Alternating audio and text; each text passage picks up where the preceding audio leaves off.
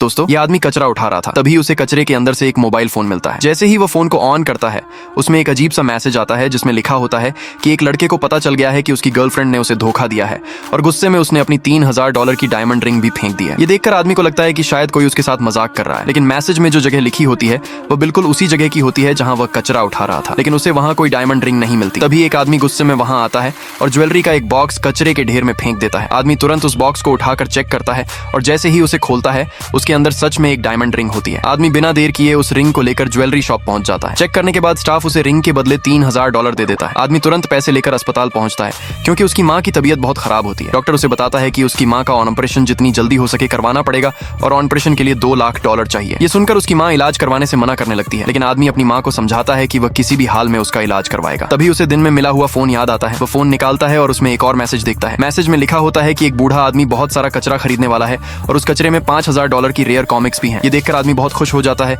और तुरंत अपनी बाइक लेकर रिसाइकलिंग सेंटर पहुंच जाता है। वहां एक बूढ़ा आदमी कचरे को छांट रहा होता है। आदमी तुरंत उससे उस सामान की कीमत पूछता है। बूढ़ा आदमी कहता है कि वह पूरा सामान $1 प्रति पाउंड में देगा, लेकिन तभी आदमी को पता चलता है कि यह सामान पहले से किसी और ने रिजर्व कर रखा है। ये सुनकर आदमी तुरंत कीमत बढ़ा देता है और बूढ़ा भी उसकी बात मान जाता है, लेकिन जैसे ही दोनों सामान को तौलने वाले होते हैं तभी असली खरीदार वहां आ जाता है और कीमत को डबल कर देता है। आदमी भी हार नहीं मानता और सीधा $5 प्रति पाउंड की कीमत लगा देता है। आखिर में वह पूरा सामान $450 में खरीद लेता है। लेकिन अब सबसे बड़ा सवाल यह है कि क्या आदमी को इस कचरे के सामान में सच में $5000 की रेयर कॉमिक्स मिलेंगी?